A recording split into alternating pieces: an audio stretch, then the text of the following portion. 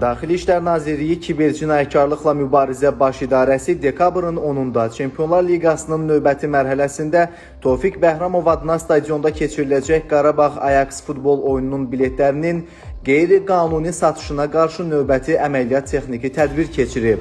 Biletləri əvvəlcədən onlayn qaydada və satış məntəqələrindən əldə edib, daha sonra sosial şəbəkələrdə müxtəlif səhifələrdə, eləcə də qara bazarda dəyərindən daha artıq qiymətə satmaq istəyən Şahin Məmmədov və Hüseyn Quliyev saxlanılıblar.